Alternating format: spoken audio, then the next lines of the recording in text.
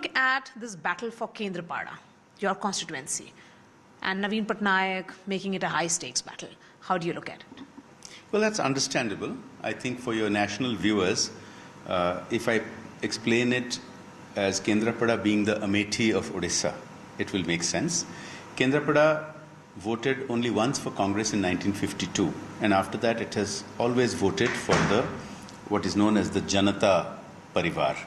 So it had elected Biju Patnaik, it had elected former Lok Sabha Speaker Rabi Ray, many other stalwarts of Odisha politics, and many people consider it as a pocket borough of the BJD. And to consider the prospect of losing it to the BJP must indeed be quite a daunting prospect. So it's only understandable that they've made it a prestige battle. Anubhav Mohanty is a star, and he's believed to be taking a lot of youth voters along with him. I have no comments about that. I will only say this. I'm not new to Kendrapada voters. Kendrapada has given me enormous love and affection. I have, slogged unceasingly. If you look at all 543 Lok Sabha members, I believe the time I have spent in Kendrapada over the period that I represented it in Lok Sabha is among the very highest. And not just time spent, but standing with my constituents in their good times and bad, during floods and other problems.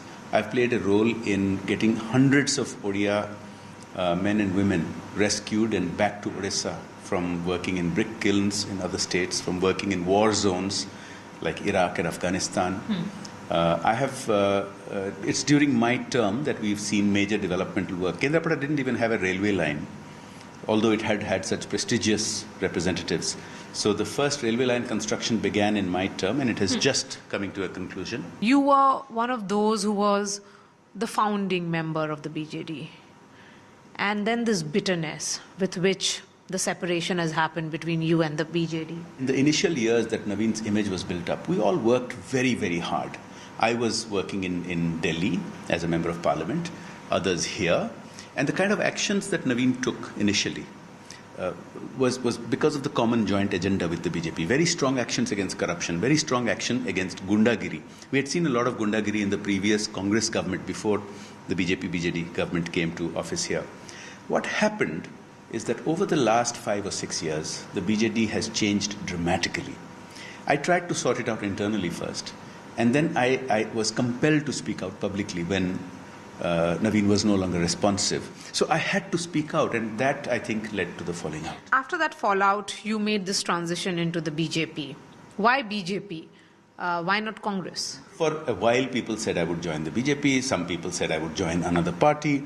For a while, there was also speculation that I would start a regional party. But finally, my conscience told me, my voters told me, and there was a meeting of minds, that the BJP is the right home for me, and I do feel at home. Okay, so now that you're feeling at home, it's being said that BJP has fielded candidates who are from other parties, so these are borrowed feathers. When a party surges so rapidly, it's only logical that we will need to get more talent. Because if we had grown steadily over the next 10 years, we would have built up our own talent base. And our own talent is represented in many, many, many seats across the state. But also a lot of new talent has been acquired. It is indicative that large numbers of people who had served in Biju Patnaik's cabinet, who had served in Naveen Patnaik's cabinet, who had served in the alliance government under Vajpayee ji, have now decided to switch to BJP. It should tell you something about the mood of the people that these leaders represent. Are all of you contesting on the name of Narendra Modi? Or, because increasingly, when I speak to people, they talk about Narendra Modi and Naveen Patnaik. One thing is very clear. Odisha wants Narendra Modi to be the Prime Minister of India again. Given the kind of bitterness that is there between you and Naveen Patnaik, would you accept that this battle of yours is perhaps the toughest that you have faced in recent times? Let me make it clear, there's no bitterness on my side. Bitterness is all on his side. He's recently spoken to a major national channel, making ridiculous comments. Comments that I was spreading rumors about his health, and that I was eyeing his chair. You know, it's almost like a schoolboy complaining to the principal rather than a seasoned 19-year chief minister. Did you make effort to really iron out differences with him? Well, look, 5-6 years ago when the party started swerving into Gundaism and massive corruption is when I made many private efforts. But for the first time in many years, I realized he was not responsive. And then I was compelled to go public, as I told you. You know, with the spate of gang rapes and murders, it is unconscionable for any ODR not to speak up for it. And I couldn't hold my peace for more time after failing to get the party to course correct. So at that time I tried a lot, and since I didn't succeed, I had to go public. Last question to you. What is happening on 23rd of May? And what is happening in Kendrapada because of the nature of this battle? On 23rd May, Modi ji is certainly going to be sworn in as the next Prime Minister of India once again. And I have every confidence that there will be a BJP government in Odisha as well, based on what I see. Now, regarding you asked about Kendrapada, I've got tremendous love, respect, and support from the people of Kendrapada.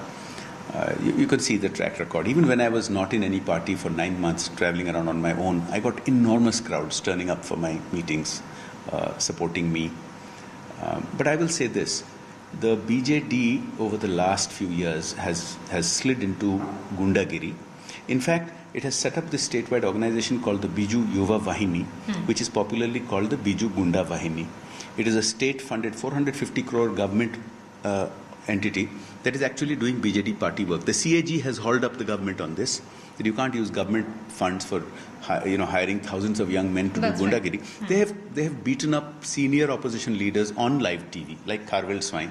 They've interrupted my public meetings, other senior political leaders' public meetings. My only concern about Kendrapada is that because, as you mentioned at the beginning, that they've made it a prestige battle, and there's some personal bitterness on the other side, that they will unleash violence and they will unleash malpractices.